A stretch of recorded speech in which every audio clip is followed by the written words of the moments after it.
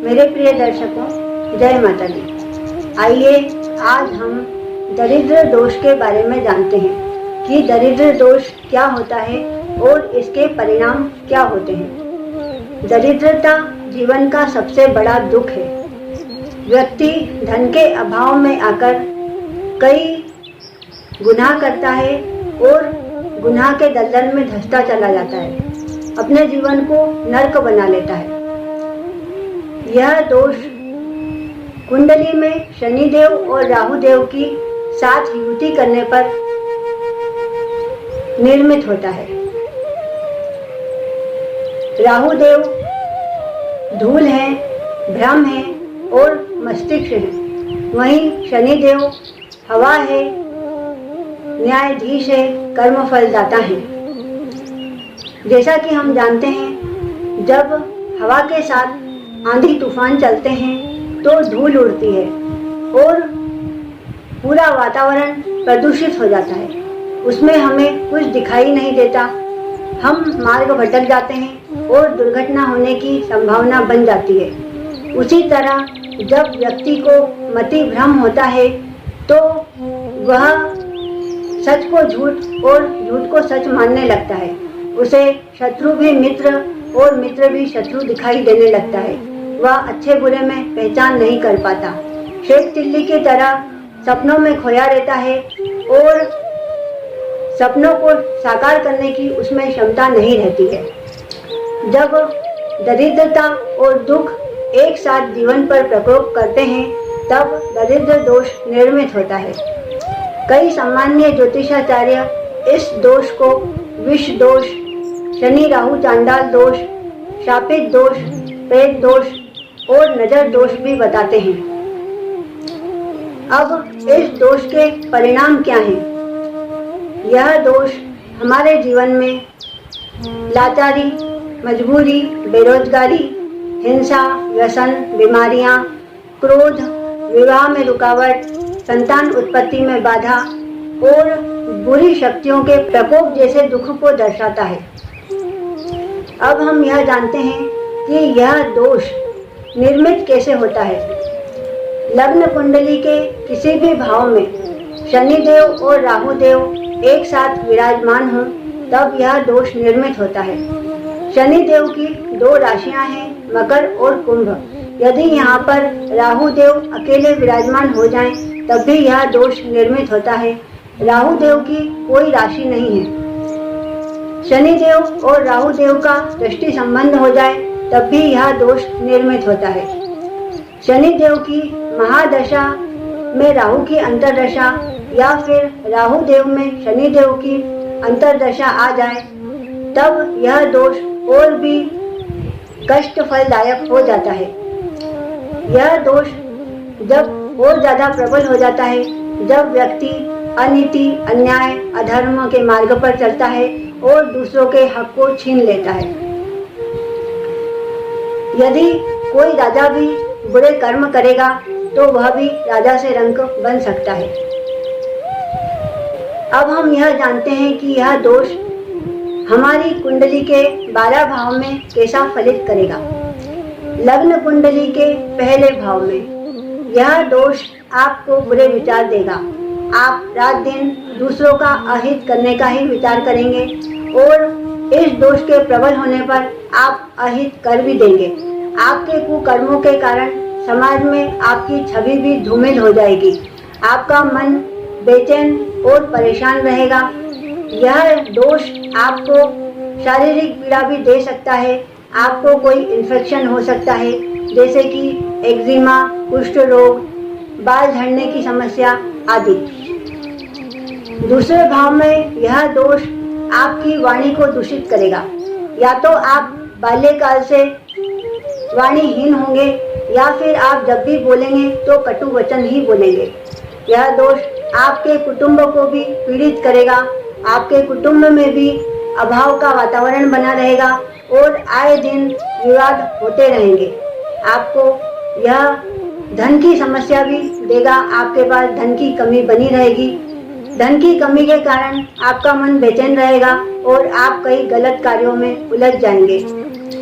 यहाँ पर यह दोष आपको फेफड़ों की समस्या देगा। आपके फेफड़े में विकार हो सकता है, कफ विकार हो सकता है, या फिर आपको टीबी की बीमारी हो सकती है। तो आप धूम्रपान से बचिए। तीसरे भाव में यह दोष आपके पराक्रम को कम करेगा। आपका किसी भी कार्य में मन नहीं लगेगा, आपको आलस्य आएगा और आपको कई बार बोलने पर भी आपको काम करने की इच्छा नहीं होगी। यह दोष आपके छोटे भाई बहनों को भी आलसी बनाएगा, उनके जीवन में भी कई प्रकार के कष्ट देगा। यह दोष आपके घर के सीधे हाथ के पड़ोसी पर भी प्रभाव डालेगा। वह भी कई परेशानियों से जूझते हुए नजर आएंगे और उनका आपके साथ व्यवहार भी अच्छा नहीं होगा। यहाँ पर यह दोष आपके सीधे हाथ के अंगों में कोई इन्फेक्शन दे सकता है। आपको पैरालिसिस की प्रॉब्लम हो सकती है, गर्दन में आपको कोई मोच आ सकती है, कान में या सीधी आंख में कोई समस्या बन सकती है। चौथे भाव में यह दोष आपकी माता को कष्ट देगा। आपकी माता या तो अधिकतर बीमार रहेंगी या फिर उनका व्यवहार अच्छा नहीं होगा। वह गुस्से वाली, चिड़चिड़ी और बुरे स्वभाव की होंगी, जिसके कारण आपका मन पीड़ित रहेगा और आपका अपनी माता से विवाद होता रहेगा। यहाँ पर आपको घर का भी सुख प्राप्त नहीं होगा। या तो आप जीवन भर घर बना नहीं पाएंगे, और यदि आपने बना भी लिया तो आपके घर में कोई ना कोई समस्या बनी रहेगी, यानी कि आपको घर का सुख भी पूरी तरह से नहीं मिल पाएगा। यदि आपके पास वाहन है तो वाहन में भी कोई समस्या बनी रहेगी। आए दिन आपका वाहन खराब होता रहेगा और आपका उसके कारण मन पीड़ित रहेगा। यदि आपके पास भूमि है तो भूमि भी आपसे कोई छीन सकता है। आपके परिवार में कोई आपके साथ षड्यंत्र कर सकता है, तो आप भूमि के कारण भी परेशान रहेंगे। यहाँ पर आपकी नींदें खराब होगी, आपको रात को नींद नहीं आएगी, आप बेचैन रहेंगे। इसके कारण आपको हाई ब्लड प्रेशर हो सकता है, हार्ट की समस्या हो सकती है और आपको कई प्रकार के दुख प्राप्त हो सकते हैं। पांचवें भाव में यह दोष आपको विद्या में बाधा उत्पन्न करेगा। या तो आपका विद्या में मन नहीं लगेगा, या फिर आपको समय पर ऐसे विद्यालय की उपलब्धि नहीं हो पाएगी जहां आप विद्या अर्जित कर सके। कई बार किताबों की समस्या, कई बार फीस की समस्या, इस तरह आपको विद्या में समस्या आती रहेगी और आप अपनी विद्या पूर्ण नहीं कर पाएंगे। यह दोष आपको संतान का भी सुख प्राप्त होने नहीं देगा। या तो आपको संतान होगी नहीं, इस चीज से आप परेशान रहेंगे, या फिर आपकी संतान हुई तो वह नाकारा होगी और आपको आए दिन समस्या देती रहेगी। कोई ना कोई शिकायत आपको संतान की मिलती रहेगी। यहाँ पर यह दोष आपको प्रेम संबंध में भी परेशान करेगा। आप प्रेम संबंध में भी कई धोखे खाएंगे और दुखी होंगे।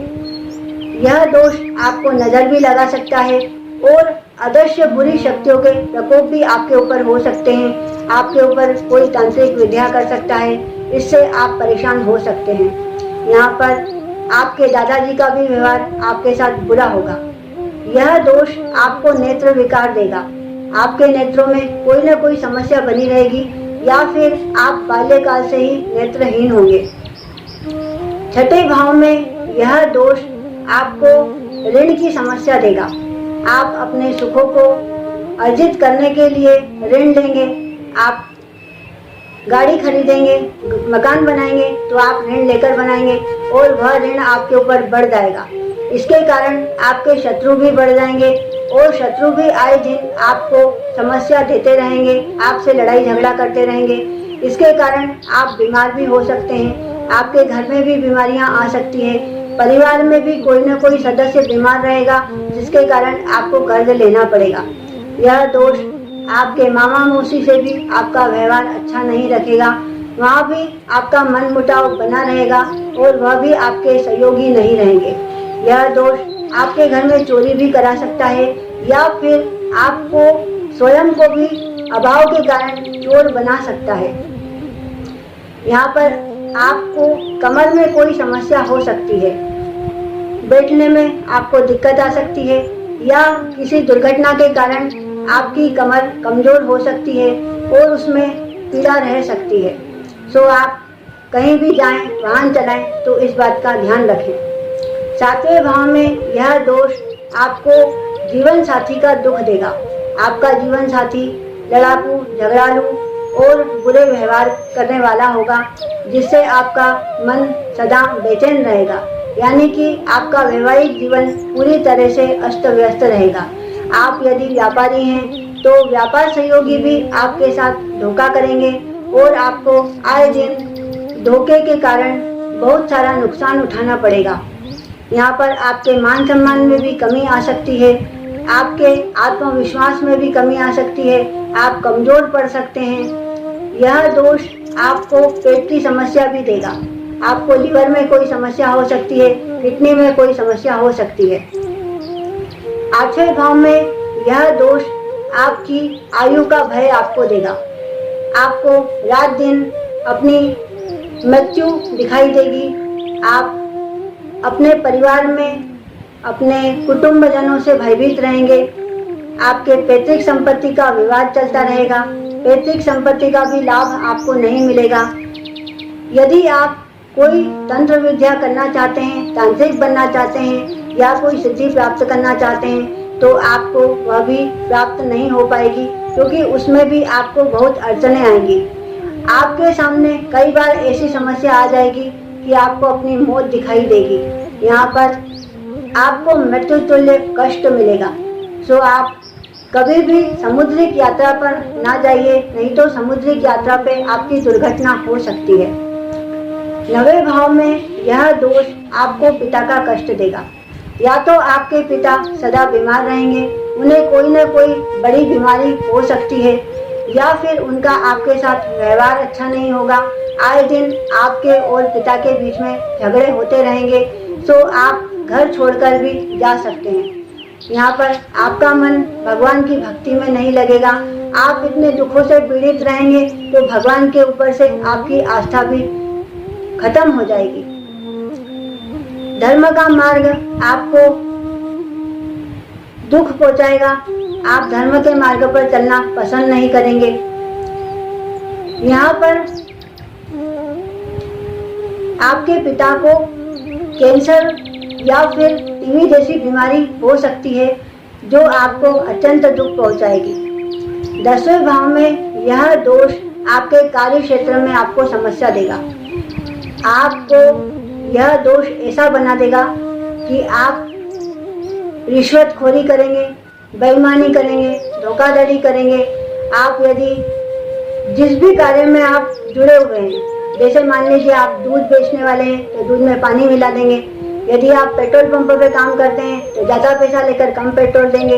इस तरह आप कई प्रकार की धांधलियाँ करेंगे। यदि आप ऑफिस में हैं तो ऑफिस में भी आप कई प्रकार की धांधलियाँ करेंगे, वहाँ पर भी आप रिश्वत लेते हुए पकड़े जा सकते हैं। इन सब टेंशनों के कारण आप जब वाहन भी चलाएंगे तो आपकी वाहन से भी दुर्घटना हो सकती है, आपके पैरों में चोट आ सकती है और यह दोष आपको विकलांग भी बना सकता है।